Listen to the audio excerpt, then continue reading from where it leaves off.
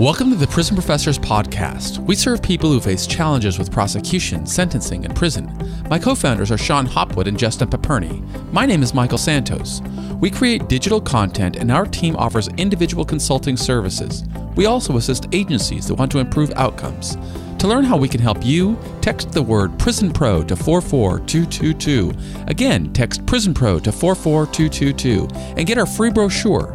You can also visit us at prisonprofessors.com or contact Justin at 818-424-2220. Please subscribe to our podcast on iTunes. Send confirmation that you reviewed our podcast and we'll send you a free digital book. Stay tuned for a 20 to 30-minute episode of Prison Professors.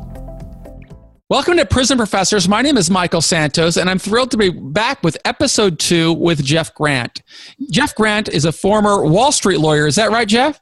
I was a real estate and corporate lawyer. Real estate and corporate lawyer in New York City, who found in our previous episode, he told us about going into the prison system and what it was like for being a well-educated guy going into Allenwood Low, a low-security prison for the first time. And today we're going to hear a little bit more about his 13-month journey in prison, in federal prison, but we're also going to hear about the amazing work that he has been doing since he has come home. So, Jeff, I want to pick up right where we left off yesterday, and you told us about your job in recreation. What are the challenges that you faced during that 13 months in federal prison? By far, the biggest single challenge was getting into the rhythm of what it was like to be in a prison. I don't think that people understand that when you get into prison, you don't have any of the cues of life anymore that you're used to. So everything is different. Going to the bathroom is different. Brushing your teeth is different. Making a bed is different. And the most terrifying thing for me was trying to figure out where I was supposed to be and when I was supposed to be there, when I was living in this deprivation tank. And there was no way for me to kind of figure out how to do the commissary, how to, when I first got there, for example, I had cellies. I had 2 people who were living in the cubicle with me. And the first thing they did was they handed me a pair of shower shoes. And they said to me, listen, you can't go into the shower without wearing shower shoes. And there's no way for me to understand that those showers are used by a lot of people, and there's potentially a lot of disease and a lot of other things that are secretions from people, and it's not a safe place to be without shower shoes. So that's like a huge awakening. Another thing, for example, was that I went to my first AA meeting in prison. That was within a week of getting there, and so now I'm in a compound that has 1 former lawyer, that's me, 2 former stockbrokers, 5 former doctors, and 1,500 drug dealers, basically. And now we're sitting in this AA room, and it has 30 people in it. So we know there's 1,500 people there who have some form of drug charges, and there's 30 people there. And I sit down for the first day, and everyone goes around and gives their name, like in a normal kind of AA meeting. And each one gives their sobriety date. And they're giving their sobriety date as they go, and it becomes obvious at some point that each person's length of sobriety is less than the amount of time they've been in prison. So this is the first awakening or even realization that I had that you can get drunk or stoned in prison. And that every one of these people did, and not one of them had ever spent a sober day on the street. And when it got to me, I was able to tell them that, I've been sober for 3 3/4 years at that point, and I've been to 3,000 AA meetings, and they were like fascinated because I had to learn about how to stay sober in prison, but they needed to learn how to stay sober on the street. And so it was a huge awakening in terms of understanding that everything I think I see is not quite what I understand. And so things like, for me, just navigating the call out was a huge problem, Because, for example, and just so people know, I mean, it's these little things. For me, it was the little things that really ran me around. So, for example, if it's 1 o'clock and I have to go to the medical building for a doctor's appointment at noon or 1 o'clock, and then I have to go up to rec for 2 o'clock for, say, a workout or some kind of class I'd join there. You can't go to the medical building without wearing your uniform, but you can't show up in your uniform at rec for your class. So it took me a long time to figure out that I have to be planning well ahead, because I have to pack in my bag. I have to pack the things I need for one, two, or three activities. And if I don't do that, if you show up at rec without your workout clothes, they can run you into the shoe. So it's that kind of thing. And I'm telling you, it terrorized me for months. So you're a well-educated guy who's pretty intuitive and can figure things out on your own. You'd mentioned that about the vast majority of the population, if there were 1,500 people there, probably 1% came from a background like yours. The other 99% came from marginalized people from marginalized communities who have real challenges in society a lot of times.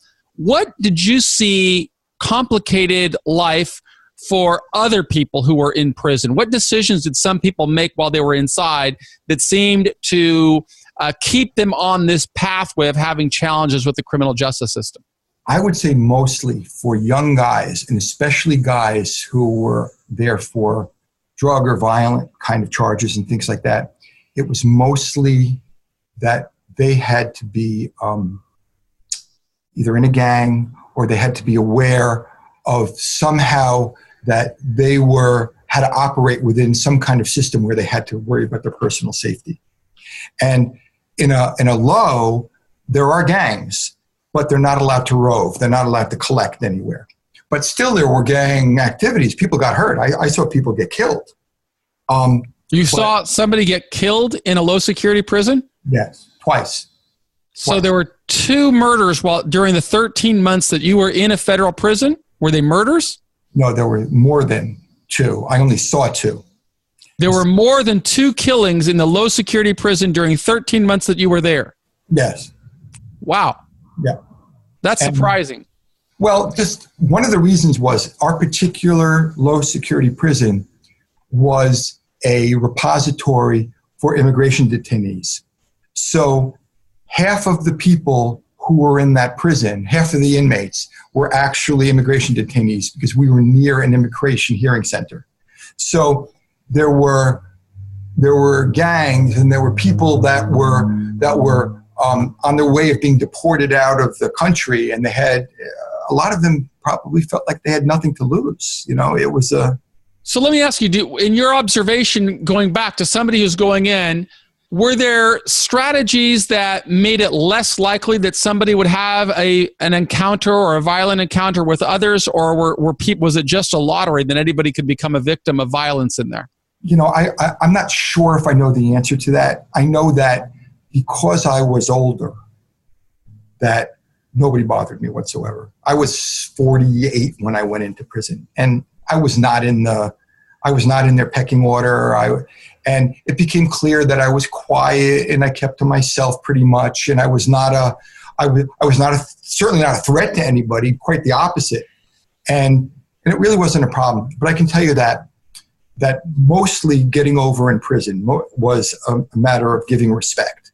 And the way that I learned to give respect was fundamentally to keep my mouth shut. Nobody cared about what I had to say. Maybe nobody cared ever in life about what I had to say, and I was under some kind of delusion. But I just showed respect, and I had been taught that, certainly by my cellies. And I had I made a couple of mistakes along the way. But I'd been walking the track, and it got around that I had been a lawyer, and because the wall's heavier in prison, there's no secrets, or very few secrets in prison, And so people started to approach me about some of the issues they had, some legal issues they had. And I wasn't sure what to do because of the information I had been given to not help anyone with their legal problems. And I had no criminal law background whatsoever, so I couldn't be one of those prison lawyers in the library who were processing appeals and things like that. Like Sean. But I had a ton of business background, and I had been the general counsel to some major companies and major families. And people in prison have, they had lives. They're going through divorces and bankruptcies, and they have real estate problems, and they had businesses on the outside, and they really needed help. So what happened was I was walking the track, and it had been about 3 months. I was in prison for about 3 months, and I was minding my own business, walking the track, and one of the shot callers came up to me. And for people who don't know what a shot caller is, it's basically the head of a gang or the head of some kind of organization where they're the person in charge. So, a gang would have a shot caller, for example, but also like a religious organization could have a shot caller, like the Jews would have a shot caller, or the Muslims could have a shot caller. And I didn't know any of this when I went there. And the shot callers, I guess, speak to one another. So the shot caller came up to me, and he said to me, like this. He said to me, just like this, Michael. He said, "I hear you're okay." And I'd learned enough in prison by that time to know that my answer is nonverbal. My answer is just to shake my head. And when I shook my head, he looked at me and said, "All right then." And as soon as he said, "All right then," I had been passed on, and I was okay, and people could come up to me and talk to me, and I was no longer someone on the outside. I was someone who people could engage with, because the shot callers had decided that I was okay. Well, you've been okay while you were in prison, and then you've come out and tried to help other people become okay. Tell us a little bit about that transition. Well, what happened was I came out of prison, and I was mandated by the court to go to drug and alcohol counseling. So I was meeting with my drug and alcohol counselor, and he said, "Well, what are you going to do with your life?" And I said, "Well, I'm going to go back to AA, and I'm going to help people there, and I'm going to have sponsees and be in that system." And he said to me, these were the pivotal words. He said to me, "That's great, but you can't put that on a resume. And what I want you to do is reestablish your credentials and develop a bio and a resume as of right now that you can eventually get a job with." And I started going to different nonprofits. I went back to the rehab I was at and asked them to volunteer there, and they accepted me. Then I went to another one. And then by the time I was I was 2 years out of prison, I'd volunteered in 2 or 3 different places, and I'd become, back together with my children, my ex-wife, and I had separated. I had gotten together with a new woman while I was in AA before I went to prison, who's now my wife, who became the love of my life, and she was very supportive. And while I was volunteering, I knew that my calling was to help people, and I didn't really know what it meant. And I went to the pastor of my church, and I said, I explained this all to him, and he said to me, "I think you should go to seminary." And I didn't know what that was. I didn't really understand. I thought it was a place where monks wear robes. And he said, "No, seminary is a place where you learn about faith, but certainly you engage in social justice." And I saw it as a place where I could learn and grow and re-credential myself, which was important. And I went to Union Theological Seminary as a student, and then got a Master's of Divinity from there. And I went there full time from 2009 to 2012. It was a tremendous experience.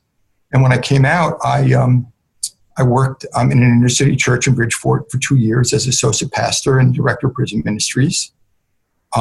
From there, my wife and I, as you know, started a prison ministry for white-collar criminals and their families. We did that in our hometown of Greenwich, which is a very affluent community. And that took a couple of years to lift off the ground. And about 15 months ago, the board of directors of Family Reentry, and I'd been on their board of directors for 8 years at that point, since I came back from prison, they asked me to become the executive director of this criminal justice nonprofit. And that's something I've been doing in terms of turning around and growing. So during the day, that's what I do. I'm the executive director of this organization. And on the off hours, we still work with white collar men and their families. And we have a support group again, as you know, on Monday nights, where we have dozens of people log on GoToMeeting on every Monday night, and we run a basic kind of support group. We just talk about our problems, and people who are in isolation and fear are able to all talk about their issues and try to be embedded in solutions. And I don't give out any advice. I'm not an expert in the field. I don't do the things you do, Michael. I mean, what you do is amazing. But I don't really know about that. I know about faith, and I know about law from my background, and I certainly know about criminal justice because I'm in the industry. But I'm just one of member among many. Tell us about the inner city people. What challenges you see that they are facing when they return to society after a period of time in prison? Oh, well, I mean, whether they're inner city or white collar, there's shame and stigma and guilt, and a society that overall doesn't embrace them. There's no jobs, there's no housing, there's people with mental health issues and drug and alcohol issues, and it's hard to find those resources. And for most people, it's if they can't find quickly enough a way to connect, or they don't have the pro-social skills, or they don't want to get better, or live a different kind of life. It's kind of a countdown until they find the street corner again. They go back to the kind of behavior that they had before, and most, the recidivism rates are high, and most go back to prison, which is horrifying. So I've got to believe that the white collar people that you're describing have a better shot of making it back on their feet, as you did, because they've got coping skills and a stronger network. But you work in your organization with thousands of people who don't have as strong of a support network. And I'd love for you to tell us a little bit about how your organization supports and helps those people in need. Well, I would say that if you had in a 2-second elevator pitch, talk about what we do, 98% of what we do is that we help men learn coping skills, and we train them to behave better. So whether that's before prison, during, or after, before the court mandates, for example, domestic violence perpetrators, mandates them to us. We have 4 programs, and we literally have those programs in 8 Connecticut cities. And if you graduate from that particular program, because there's different programs for different levels of things, if you graduate, you go back to court, and hopefully the court doesn't send you to prison. So you guys have like a diversion program that leads people, if they can choose to learn coping mechanisms and soft skills that might make them a better candidate for employment, and in lieu of in exchange for completing that course, the court may choose to divert them from going into the criminal justice system? I would say 99% of the people who come into our diversion programs. And diversion, just for people who don't know, means you're diverted away from the prison system. So it's a prevention or intervention program. There's a kind of other words for it. But yeah, I mean, the idea is to kind of get them back together with their families and get them into a healthy place. And we do that really, really well. And who do you have on your team to help you with those thousands of people? Well, we have staff directors. I have 6 or 7 direct reports, not just program directors, but I have a COO who works for me. I'm the CEO, so I have a COO who works for me. And I have... Are there a lot of volunteers that work with your organization? Not so many. I would say that within our mentoring department, we probably have 50 mentor volunteers. How many of the mentors have experience with the criminal justice system? Very few. So is there a place in an organization like yours for a formerly incarcerated person to contribute? Yes, absolutely. Tell us about that. Well, we do have opportunities to speak. We have opportunities to work with groups and to be presenters of groups. Some of the mentors are formerly incarcerated people, but I would say that the largest part is that we hire formerly incarcerated people. So my director of community affairs, for example, spent 17 years behind bars. The head of my fatherhood initiative, he spent 17 years behind bars. So it's not everywhere in the country that with a program-based nonprofit that they will actually hire formerly incarcerated people. And certainly not in Connecticut, but we're the exception. We're proud of that. And if you've been to prison, it is not a barrier at all in family reentry for getting a job here. In fact, it might even be a plus within your interview. Can you tell us about some steps that somebody who is in prison that aspires to can build a life of contribution, helping others who are in struggle? Could you give some advice on what they may be doing while they are incarcerated to make them a better candidate for a career with a company with an organization like yours? Geez, Michael, you're really the expert at that. But I would say that if what you need to do is you need to fashion your own rehabilitation, it's important to take advantage of every single thing that prison has to offer. And whether it be a computer coding class, whether it be an opportunity to read, books get sent into prison. And I know people who've read hundreds of books while they're in prison, became different people. For me, I had been a guitarist since I was a kid, since I was a teenager. And I didn't really practice, or I hadn't really played guitar in a lot of years. But in a way, a prison reflects the population that's in there. And it just so happened that three well-known musicians, rock musicians, were incarcerated at the same time as I was. And they were running the music department at the rec. And I was talking to them about how I kind of played guitar when I was a kid. And they said, well, why don't you come in for music lessons? I wound up taking 200 music lessons, guitar lessons, while I was in prison. And I can play ripping guitar now. But there it is, where my enjoyment, as my mastery of the guitar increased, my enjoyment increased. So I actually have a hobby. I have something that gives me joy, and I can directly relate that to the development of that skill and understanding of theory and things like that I learned in prison. What a gift that is. Well, what a gift it is to hear your inspiring message, Jeff. And for those people who are in prison, I hope they're getting the same takeaway that I am getting. And that's regardless of where you are, there are going to be resources around us that we can tap into. Here we're talking to a well-educated lawyer, a professional degree, with professional degrees, who goes into prison and doesn't see himself as being above anybody, but instead is looking for ways to contribute, ways to live a life of relevance. And he's doing that by learning from the people around him, and he develops a skill set that he continues to enjoy more than a decade after he's been home.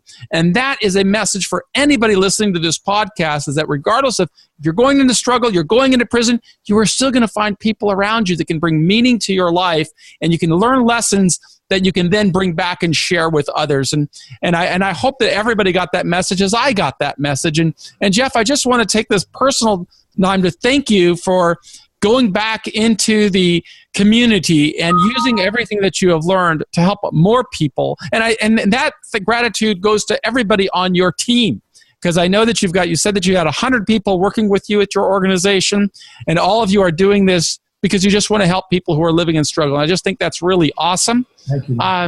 You may have some final words that you'd like to share with our episode, with our group. And if you do, I'd like you to take this opportunity and give some words of wisdom to people who are either incarcerated or going into the system today. Sure. First, my contact information. I'm Jeff Grant, and I can be reached at jeffgrant@familyreentry.org. And we're in Bridgeport, Connecticut, but we reach out all over the country. And I'd be happy to be in correspondence with anybody who wants to either hear my story or the story of anyone who works here, or kind of understand that there is a path out. I mean, if you're living a hopeless life, there's no chance whatsoever. But there is hope out there. There's a lot of stories of people who've achieved miraculous things, and things that they couldn't possibly understand when they first got arrested, or when they were first in the throes of a drug addiction or something.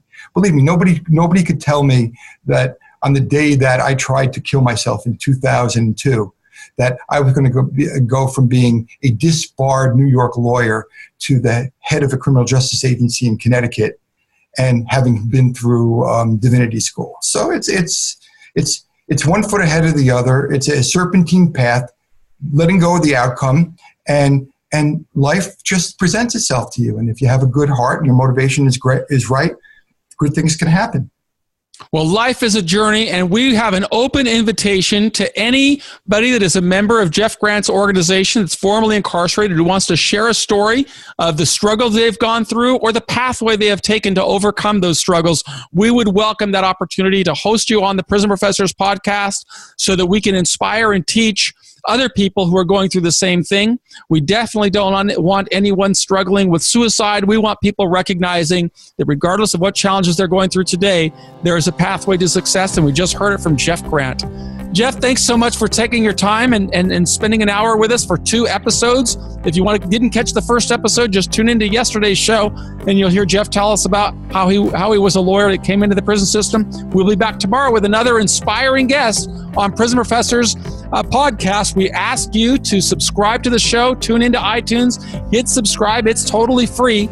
And if you would like to see any of our other work, visit us at prisonprofessors.com or text the word Prison Pro to 44222. That's text Prison Pro to 44222. I am Michael with prisonprofessors.com, and I want to thank you on behalf of my partners, Justin McPurney and Sean Hopwood. We'll be back tomorrow with another inspiring guest. Thank you, Michael.